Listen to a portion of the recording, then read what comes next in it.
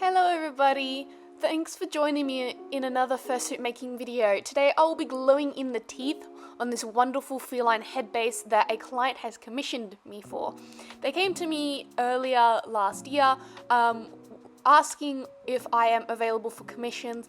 At the time I wasn't, but after some time of gathering materials and expertise in my craft, I have finally managed to accept their commission. So today I'll be gluing in the teeth. As you can see here, they've nothing but pinned. They've only just been pinned on and completed last night. So today I will be gluing them. Now, where have I been this last few weeks? It's been absolutely hectic. I've had practice exams and all that, which have taken all my time and energy over the last few weeks, and it's been driving me absolutely bonkers, and I've had no motivation to do anything creative whatsoever, apart from working on this head base, of course. Now, this head base will be completed over the next few weeks, but I will be taking another week-long break over the holidays, which last 2 weeks. Now, my estimation for the time frame in which this head base will be completed is early to mid-October, definitely, because fursuit taping only takes maybe a day. Cutting the pattern that the tape has created takes maybe an hour or two, and then obviously cutting and transferring the pattern takes a few more hours, and then sewing it all together by hand will take me maybe 3 or 4 days. Now, the reason I'm doing it completely by hand is because my sewing machine does not like it when it comes to sewing anything. I recently made a Rengoku Haori, and especially for the Demon Slayer movie, and it did not like the fact that I was using cotton. And as you know, cotton is a very thin fabric, whilst faux fur is quite thick due to all the fibers.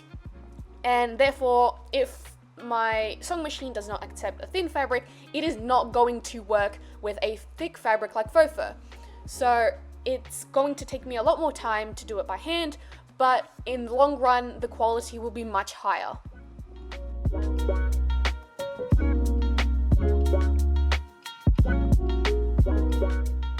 Now, as you can see here, I am making tiny slits into the foam base for the mouth and bottom jaw.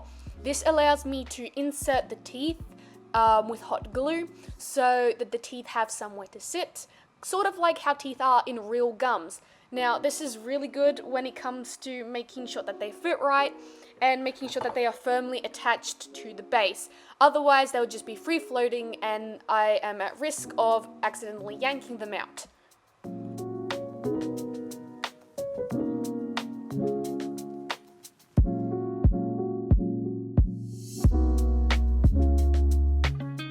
Now, this is an extremely tedious and finicky process, because then I have to cut the inner mouth lining to match the teeth so the teeth can poke through. The only problem is that if I'm not careful with my hot glue gun and scissors, I could damage the teeth themselves, and then I'd have to tear them out of their head base to repair them. And that's really annoying, because I've already had to do that on previous head bases, and that was not a fun thing, and I wasted a lot more time repairing my problems and mistakes that I've made than actually making the head base. But you live and you learn, and considering this is my second full foam head base and my actual third fursuit head in its entirety, I've definitely learnt a lot when it comes to making fursuit heads.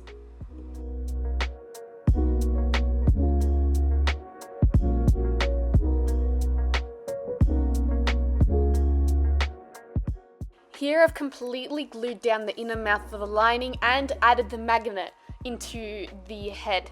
This makes it so that the tongue that I'm making is removable and interchangeable with other magnets eventually. And yeah, the client requested this specifically to have a magnet rather than Velcro, as it is a lot easier and allows the head base to be a lot neater, in my opinion.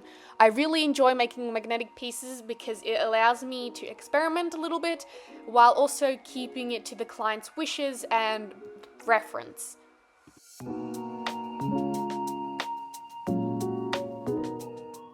Now, gluing in the top teeth for the upper jaw took a lot longer than it took for the bottom jaw teeth to be glued in. This is because the teeth were a lot larger and a lot bulkier than the smaller teeth of the bottom jaw, and because the upper mouth was a lot smaller, I had to cut away a lot more foam to get it to sit properly. Something that I really enjoyed about making these teeth is that they are a lot more realistic than my first ever fursuit head base, and in my opinion make the base look so much cuter when they're more anatomically accurate to real cats.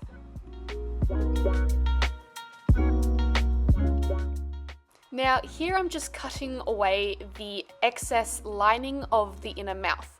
This is so that when the fur is eventually glued on, I can sew the pieces together seamlessly.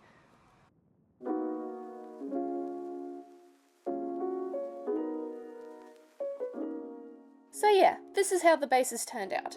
I've fully glued in the lining and the teeth, and they look absolutely phenomenal. I am really satisfied with this result, and I hope you guys are too. As you can see here, this is the magnet I will be using. I just got it from my local Bunnings a few years back, and I am going to use that for the tongue. The teeth are, as you can see here, fully plushed out with just velvet that I have bought and stuffing. So yeah, I hope you guys enjoyed. See ya!